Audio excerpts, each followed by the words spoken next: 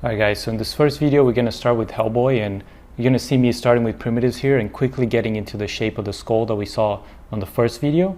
And again, it's all about not so much what you start with, but how quickly you can get to a certain shape. And you see me, I've done enough skulls and faces and all that, so I start with different approaches. And I get this question very often, like how do I approach that? Make sure you watch my anatomy tutorials, and I do talk a little more in depth of how you can approach it in different ways. From here, you're going to see me doing the different characters differently, because I wanted to show you guys different ways to approach a face. And here, you would see that I don't have a lot of construction lines.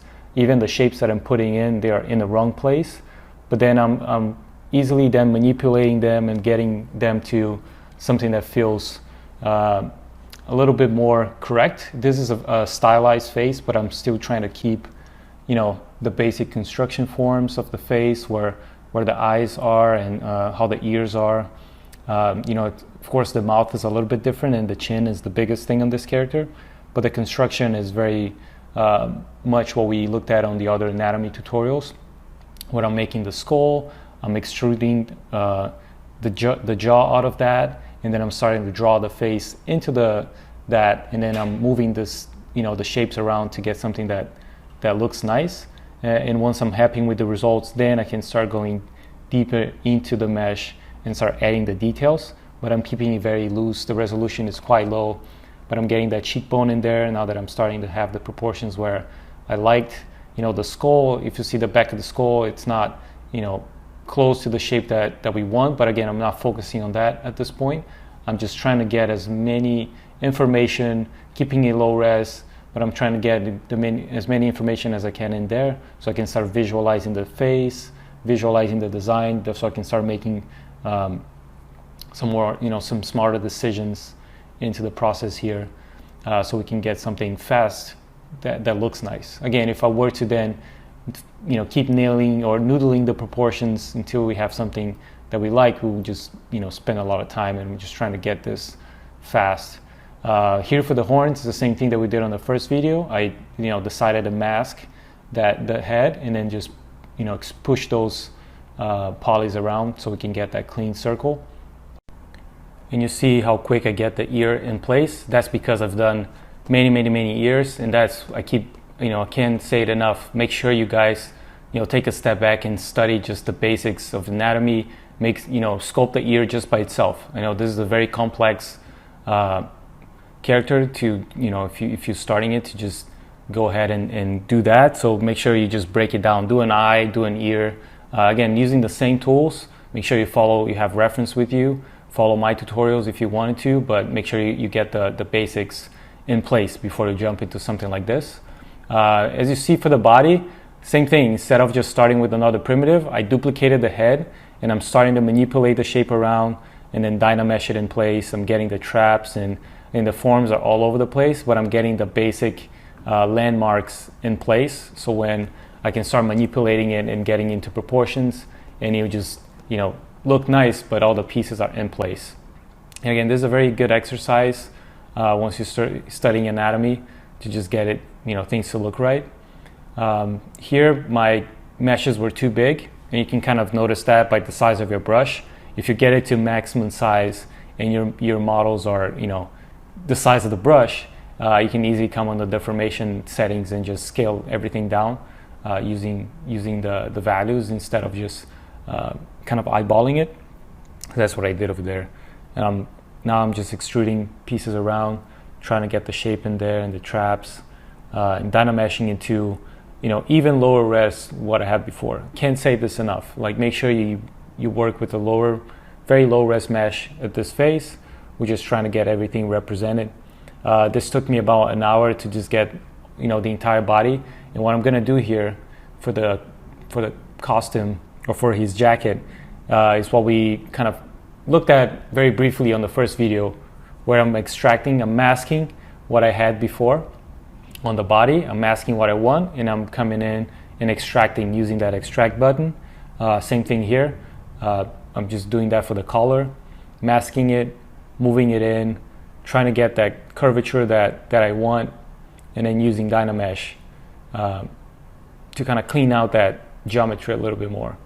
And you see me using Z-Remesh as well for things like this, especially things that once we Dynamesh, it starts to get, you know, a lot of penetration and you got to start getting a lot of artifacts. I do use Z-Remesh a lot, and you see me doing that in the future here. But basically, the process here is masking, extracting, and then using Dynamesh to just keep manipulating the mesh until we have the shape that we like. Instead of coming in using primitives, trying to get, you know, extruding something from a plane. There's a lot of different ways that you could get, you know, to that color, for example. But here, like, the fastest way is just, at least for me, that I found out, you know, throughout the years, is that extracting that piece and then getting into shape, it'll get us to a nice place faster. And here, you also see me using a lot of masks. So, for example, like here on that sleeve, I'm masking it out. I'm inflating it, but I'm keeping it masked just so I can have some control over that shape. It's very easy to start getting messy with the things that we're doing. So I'm just trying to get, you know, very clean, and masking pieces out help with that. So I don't, you know, once I work with different meshes, I don't break what I already have. So you see me here. I'm doing the rest of that kind of flap on the jacket, and again, you saw me, I duplicated the collar since I had a similar shape, and now I'm kind of like manipulating it, you know, putting in place, manipulating the shape that I want. But again, trying to keeping it very very loose and fast. And you see, you know, quickly realize why I move so fast on some of those things, is because I'm just being kind of smart with the pieces that I start with to just get me to the shape that I want closer, shape that I want faster. So you see me duplicating that collar, rotating it around, Dynameshing it, getting into place, and getting it ready for the next piece. Again, I'm not spending a lot of time on the pieces that I have. I will spend time later on. I will come back and start, you know, refining a little bit more, maybe Z-remeshing it so the shapes are cleaner. And you would realize that Z-remesh gives you a lot more control over the shape, over the polys to make it clean. I use it a lot more with hard surface where everything needs to be super clean and sharp. For things like fabrics and overall just kind of costuming, you don't need a lot of control over the topology, but it's just good to have, especially when you start doing folds, and we are going to talk more about folds in the next videos. So for here, I did create polygroups for the sleeve because you saw me lowering the arm. Once I lowered, I just made a polygroup so it's easy to select later on. Now I'm going back on the face, and you see me just jumping around back and forth just because I don't want to spend a lot of time on one piece. I'll make sure things are represented enough where I can get an overall view of the piece, and then later I can come back and refine it a little bit more. You know, one of the things that I found, and I kind of have to be a little more proactive about looking into when I'm working, is that to not spend a lot of time on something. Just a quick pause here. You see me Z-remeshing that sleeve just because, you know, it was getting a little bit messy under that armpit and to select things. So I quickly Z-remesh. Again, things are very loose right now that even if I Z-remesh, I'm not going to lose a lot of details. And Z-remesher is going to give me a clean topology so I can start from. Again, you saw me masking the body there and just extruding that lower part. Instead of appending a new primitive, I'm quickly just getting that in place. Like you see, it's very easy to then things are already in place for me to work on, to work from, and it's kind of saves me a lot of time doing that. To go back on that thought again, like I'm just have to be proactive about realizing if I'm spending a lot of time on a piece and I have to kind of force myself to stop and then move onto something else. You know, it's kind of very, you know, especially if you're sketching something and you're trying to be fast, try to get a fast result. You just have to be mindful of the time, honestly. Like you can't spend, like I said, it took me an hour to block out his entire body just because I was very proactive about moving around, you know, getting started on different pieces without spending a lot of time on just the one, the face or the body, you know, or the jacket. That by itself could take me a couple of days if I were to make it perfect. But again, that's not the point of this. We're just trying to get the entire character represented and then move on to something else. We're trying to do 5 characters in 2 days to that kind of result, to that quality. So we just have to be mindful of the time that we're spending on each piece. And not just that, but it just helps us with the overall design. Things need to be open enough where we can go back and change it if we're not happy. Like, we can't really spend a lot of time on this belt, because we're designing it on the fly. Like, we don't want to go back and kind of be, so attached to this belt where we just don't want to delete it. I want to be able to just do another one in a matter of minutes if I wanted to, if it's just not working. So same thing for here. I'm just gonna make that little accessory there, the belt buckle, and I just extrude it from the pants. Like, I'm not even worried about where it's coming from. Actually, this is a pocket, so easy to just start identifying where is it coming from, what's the easiest way to get to a certain place. I'm just rotating and masking that flap into position and getting it to behave correctly, and then later I can zero mesh, or I can just keep it as is. But again, just being smart about how we're working and where we're getting it from. Like, from this point on, we just pretty much use the same brushes that we looked at on the other video. I'm doing a lot of masking, rotating with masking, and extracting stuff all over the place. You saw me just do it again for the for the button there, and getting a very quick cylinder out of nothing, and just getting it in place. A lot of people ask me also about color, and you see me putting colors, anywhere I can, I will use colors, just because it is very important for me on the design, how the colors behave and how things are reading, and especially where I'm gonna spend most of my time, right? Like, the colors kind of dictate a little bit more of where the eye is going, a little bit better where I need to spend the time in making it look, more refined. Like, I don't have to spend, days into just this little pocket, this little bag, whatever this thing is, because it's not the focus. Like, it's not the where the attention needs to be. I will spend more time on the face. I will spend a little more time on the body, because that's what the focus of the image is, and the color helps so much with the design. Of course, when you are refining a character, making it for a game, for a production, you need to spend the time on the entire character. Like, the character needs to be refined. But again, even with that, you need to be mindful where you are putting your details. Like, you don't want to go too crazy everywhere, because you want to have rest areas. You want to make sure things read nicely, and the character overall feels cohesive. So I think the colors help a ton with that, and I try to quickly just put some poly paint or just fill the objects with just basic colors, because design wise is very helpful. And you see me here manipulating those little bags out of the same bag. Now I'm creating kind of the gun holster, just rotating things around, again keeping it very loose, dynameshing it around.